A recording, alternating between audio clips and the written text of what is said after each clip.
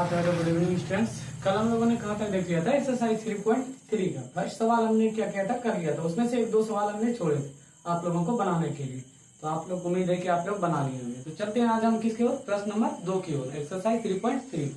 देखिए दूसरा नंबर सवाल क्या हो रहा है, 2x + 3y बराबर 11 और 2x - 4y बराबर -24 को हल कीजिए। क्या बोला, इसको हल कीजिए और इससे m का वह मान ज्ञात कीजिए जिसके लिए y बराबर mx + 3 हो। y बराबर क्या हो, mx + 3 हो। और किसका मान बोल रहा है ज्ञात करने हम लोगों को, m का। दो समीकरण हमारे पास क्या है, दिया गया है। तो सबसे पहले हम लोग क्या करेंगे, हल लिखेंगे। हल लिख दिए, उसके बाद लिखेंगे दिया गया है, दिया गया है। क्या दिया गया है, फर्स्ट समीकरण क्या दिया गया है, 2x + 3y बराबर 11। कौन सा समीकरण, ये फर्स्ट समीकरण। कौन सा, फर्स्ट समीकरण। और दूसरा क्या दिया गया, दूसरा क्या दिया गया, 2x - 4y बराबर -24 दिया गया है। अब यहाँ पर देखिए, यहाँ से अगर 2 हम लोग कॉमन निकाल लेते हैं तो यहाँ पर क्या बच जाएगा, x माइनस यहाँ 2 दूनी 4 2y बराबर कितना हो जाएगा, यहाँ पर -24 हो जाएगा क्या। अब देखिए 2 से 24 कट जाएगा, कितना बार में, 12 बार में। तो x - 2y बराबर कितना हो जाएगा, -12 हो गया। ये कौन सा समीकरण हो गया हमारे पास, दूसरा समीकरण। दूसरा समीकरण देखिए कोई चर बराबर है क्या, या x वाला, या दोनों समीकरण में देखना इसमें x वाला चर भी बराबर नहीं है, y वाला भी है क्या, नहीं है। तो नहीं रहता है तो हम लोग क्या करते हैं, विलोपन विधि से इसको बराबर करते हैं। आप इसको जो विधि से हल करना चाहते हैं हम कर सकते हैं, यहाँ पर विलोपन विधि या फिर वज्रगुणन विधि या फिर कौन सा, प्रतिस्थापन विधि। जो विधि से आपको हल करना कर सकते हैं। किसी एक चर को क्या करेंगे हम लोग, बराबर करेंगे, या तो y वाला चर को बराबर करेंगे या फिर x वाला चर को। जब x वाला चर को हम लोग बराबर करेंगे तो देखिए फर्स्ट समीकरण में x का गुणांक में क्या है, 2, तो दूसरे समीकरण को इससे किससे गुना करेंगे, 2 से। और यहाँ पर देखिए दूसरा समीकरण के x का गुणांक में कितना है, कोई नहीं तो कितना रहता है, 1। तो इसको फर्स्ट समीकरण को किससे गुना करेंगे, 1 से। तो यहाँ पर लिखेंगे समीकरण 1 को 1 से तथा 2 को 2 से गुना करने पर, 2 से गुना करने पर, चलिए गुना कीजिए। समीकरण 1 को किससे गुना करेंगे हम लोग, 1 से। 1 ने जब 2x से गुना करेगा तो क्या आएगा, 2x। 1 ने जब 3 से 3y से गुना करेगा तो क्या आ जाएगा, +3y, वही आएगा। और उसके बाद 1 ने जब 11 से गुना करेगा तो क्या आएगा, 11 आएगा। अब यहाँ पर देखिए 2 ने जब x से गुना करेगा तो क्या आ जाएगा, 2x। 2 ने जब -2y से गुना करेगा, 2 दूनी 4y हो जाएगा। उसके बाद देखिए 2 ने जब 12 से गुना करेगा तो -24 हो गया, 12 गुना 24। अब क्या करेंगे, साइन चेंज कीजिए, प्लस है तो माइनस, माइनस है तो प्लस, और माइनस है तो प्लस हो गया। अब क्या बोले थे, 1 + माइनस देखिए कैंसिल, और ये प्लस माइनस क्या होता है, प्लस माइनस क्या होता है, जुड़ जाता है। 4 3 कितना हो गया, 7y हो गया। और यहाँ पर भी देखिए, यहाँ पर भी प्लस माइनस है, प्लस माइनस क्या होगा, जुड़ जाएगा। 24 और 11 कितना हो जाएगा हमारे पास, 24 से 11 35, कितना हो जाएगा, 35, 7 × 5 35। y का वैल्यू हमारे पास कितना आ गया, y बराबर कितना आ गया, 5। अब इसको किसमें ले जाकर के हम लोग रख देंगे, y का वैल्यू 5 आया, 5 हम लोग किसमें बैठा देंगे, समीकरण 1 में। किसमें, समीकरण 1 में। समीकरण 1 में y बराबर 5 रखने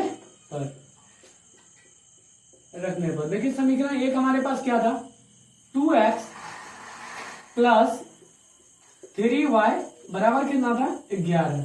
अब क्या करेंगे, y के जगह पर हम लोग कितना रखेंगे, 5। तो 2x + 3 y के जगह पर कितना रखेंगे, 5 बराबर में 11। तो 2x और 5 दिया 15 बराबर 11।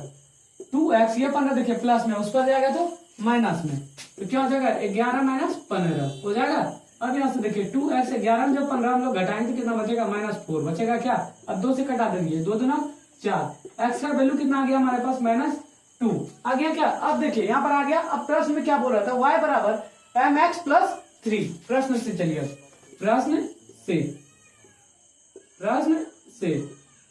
क्या बोल रहा था, y बराबर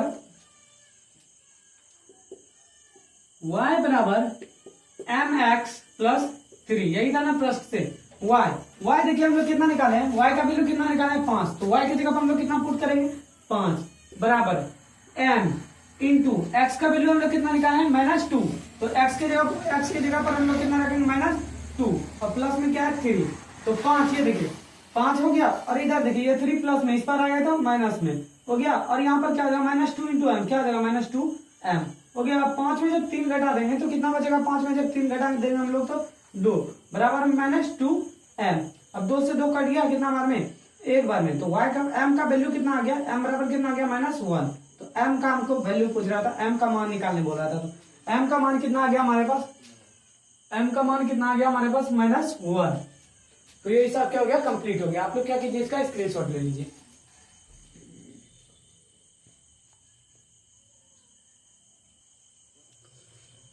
अब नेक्स्ट सवाल देखिए, तीसरा नंबर क्या बोल रहा है सवाल, निम्न समीकरण को प्रतिस्थापन विधि से हल कीजिए।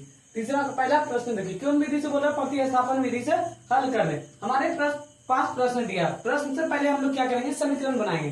क्या करेंगे, समीकरण बनाएंगे। समीकरण बनाने के बाद हम लोग उसको कौन विधि से हल करेंगे, प्रतिस्थापन विधि से। तो देखिए फर्स्ट प्रश्न क्या बोल रहा है, दो संख्याओं का अंतर कितना, दो संख्या हमारे पास कुछ दिया गया है क्या, नहीं दिया गया। तो सबसे पहले क्या करेंगे, दो संख्या हम लोग मानेंगे। दो संख्याओं का अंतर कितना, 26 है। दो संख्या का अंतर कितना, अंतर मतलब घटाओ, अंतर मतलब क्या होता है, मान लीजिए दो संख्या हम लोग मान लेते हैं, एक संख्या x मानेंगे, दूसरा संख्या क्या मान लेते हैं, दूसरा संख्या y मान लेते हैं। इन दोनों का अंतर मतलब घटाओ, इन दोनों का अंतर मतलब घटाओ, इन दोनों का अंतर जो है वो कितना, 26। दो संख्या का अंतर कितना, 26 आ गया। ये क्या हो गया हमारे पास फर्स्ट में। उसके बाद देखिए दूसरा, एक संख्या क्या है, एक संख्या दूसरी संख्या की, एक संख्या हम लोग क्या माने x, और दूसरी संख्या को हम लोग क्या माने, y माने, और y दूसरी संख्या की, दूसरी संख्या जो था, दूसरी संख्या को हम लोग क्या माने, y। दूसरी संख्या का कितना गुना बोल रहा है, इसका 3 गुनी, कितना गुना, 3 गुना। तो ये देखिए इसको 3 गुना कर दिए, कौन सा समीकरण निकल करके आ गया, दूसरा समीकरण। तो आया प्रश्न समझ में। चलिए तो हम लोग इसको क्या करेंगे, हल करेंगे। क्या करेंगे, हल करेंगे। सबसे पहले क्या लिखेंगे, हल। उसके बाद मानेंगे, क्योंकि संख्या हमारे पास नहीं दिया गया। माना कि एक संख्या बराबर x तथा दूसरी संख्या बराबर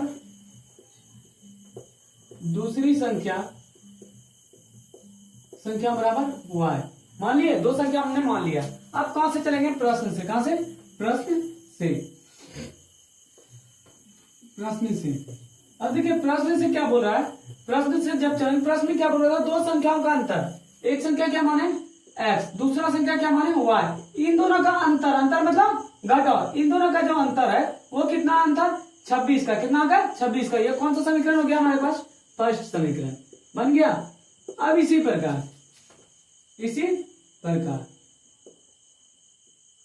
चलिए अब नेक्स्ट लाइन पढ़िए, क्या बोल रहा है, एक संख्या क्या माने x, एक संख्या को हम लोग क्या माने x।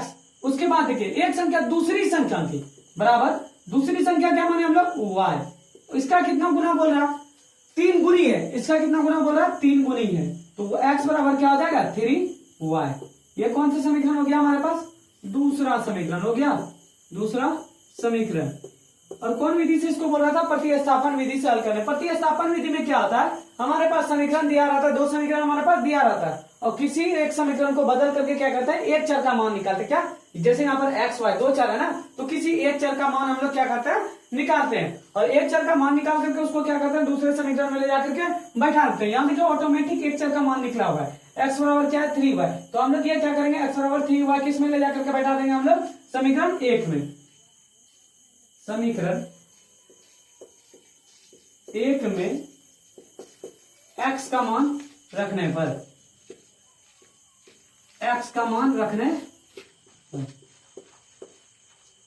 चलिए समीकरण 1 में x का मान रखिए। समीकरण 1 क्या है हमारे पास, x माइनस y बराबर कितना, 26।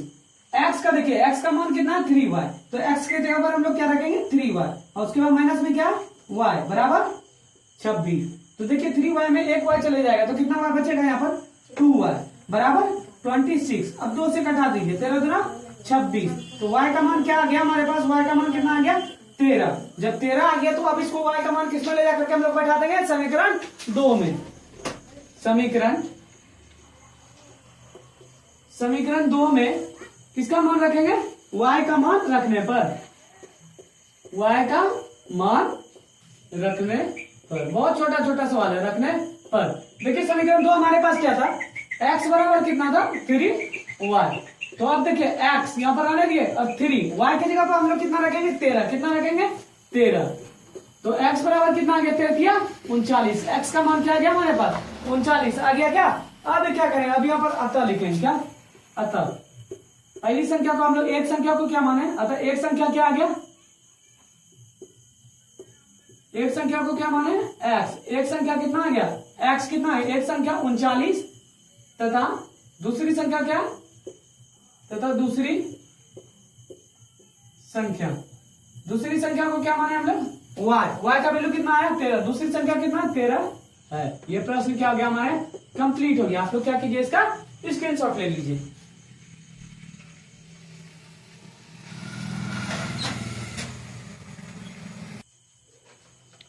अब नेक्स्ट सवाल देखिए 3 का दूसरा नंबर, सबको कौन विधि से हल करना, प्रतिस्थापन विधि।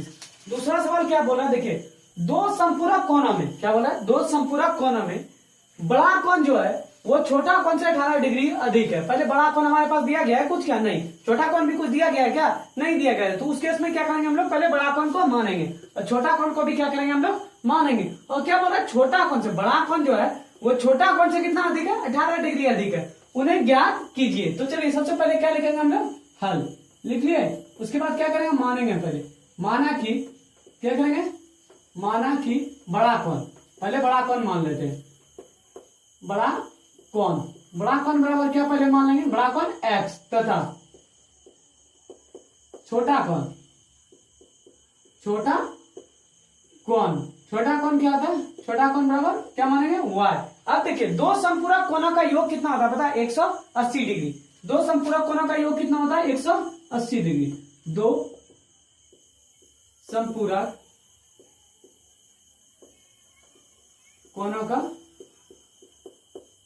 कोणों का योग, दो संपूरक कोण का योग कितना होता है 180 डिग्री होता है। अब यहां पर देखिए क्या बोल रहा है, अब प्रश्न से चलेंगे, कहां से, प्रश्न से।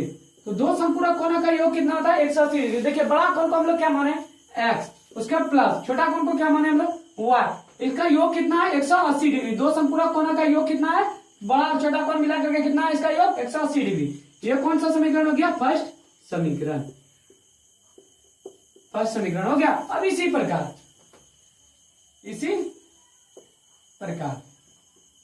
अब प्रश्न से आइए क्या बोल रहा है, देखिए बड़ा कोण, क्या बड़ा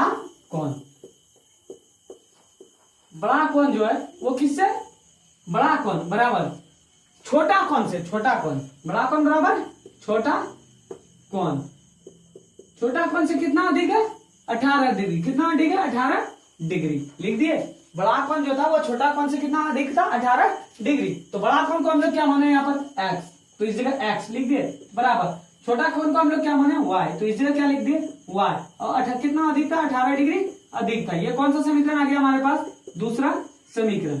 अब यहाँ पर देखिए इसको कौन सा विधि से बोल रहा था, प्रतिस्थापन विधि। प्रतिस्थापन विधि में क्या था, दोनों में से एक समीकरण को क्या करते हैं, एक समीकरण का मान बदलते हैं, एक चर का मान निकालते हैं और दूसरे समीकरण में ले जाकर के बैठाते हैं। ये ऑटोमेटिक एक चर का मान आ चुका है। तो हम लोग क्या करेंगे, समीकरण 1 में, किसमें, समीकरण 1 में किसका मान रखेंगे, x का मान यहाँ आ गया। x का मान क्या है y प्लस 18।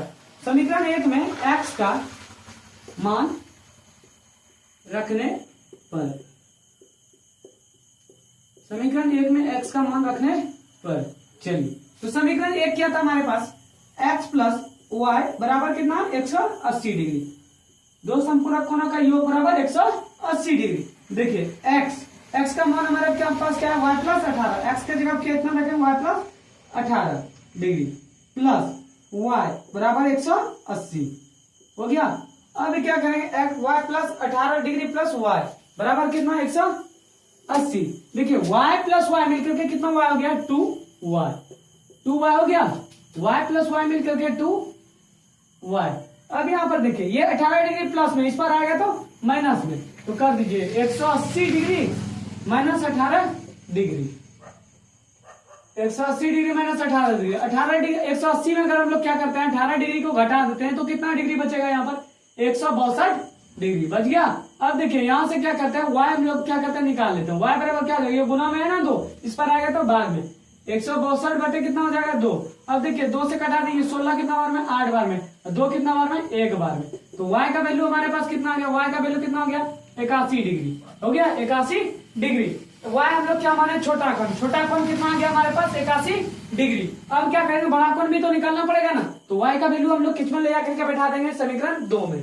समीकरण 2 में y का मान रखने पर, देखिए समीकरण 2 हमारे पास क्या था, यहां देखिए x बराबर क्या था y प्लस 18, तो लिख देंगे समीकरण 2 x बराबर y प्लस 18 डिग्री हो गया। अब x y के जगह पर हम लोग कितना डिग्री रखेंगे 81 डिग्री, 81 डिग्री प्लस 18 डिग्री मिलकर के कितना हो गया, x का मान कितना आ गया 99 डिग्री आ गया, 99 डिग्री। तो देखिए बड़ा कोण हमारे पास कितना आ गया, बड़ा कोण को क्या माने थे x, तो बड़ा कोण कितना आ गया 99 डिग्री, और छोटा कोण क्या आ गया हमारे पास, छोटा कोण क्या माने तो y, तो छोटा कोण हमारे पास कितना आ गया 81 डिग्री। इन दोनों का योग कितना होता है 180 डिग्री। अब आप लोग अगर 99 में और 81 जोड़िएगा तो कितना होगा 180 होगा या नहीं होगा, वही बोला, दो संपूर्ण कोणों का योग कितना होता है 180 डिग्री। तो हो गया, तो यहाँ पर हम लोग क्या लिखेंगे थोड़ा सा, अतः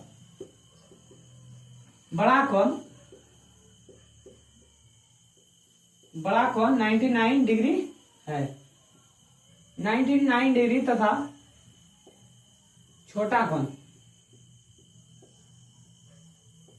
कितना है, छोटा कोण कितना निकला था 81 डिग्री हो गया। ये सवाल क्या हो गया हमारा कंप्लीट हो गया, समझ में आ गया होगा। तो क्या करेंगे आज की क्लास हम लोग क्या करते हैं, आज की क्लास क्या करते हैं यहीं पर रहने देते हैं, बढ़ते हैं अब नेक्स्ट क्लास में। इसका नेक्स्ट सवाल देखते हैं क्या क्या, और 3-4 सवाल इसमें बचा है कितना 3 नंबर में, तो उसको हम लोग क्या करेंगे सॉल्व करेंगे। तो आज की क्लास यहीं पर समाप्त करते हैं, चलिए गुड नाइट।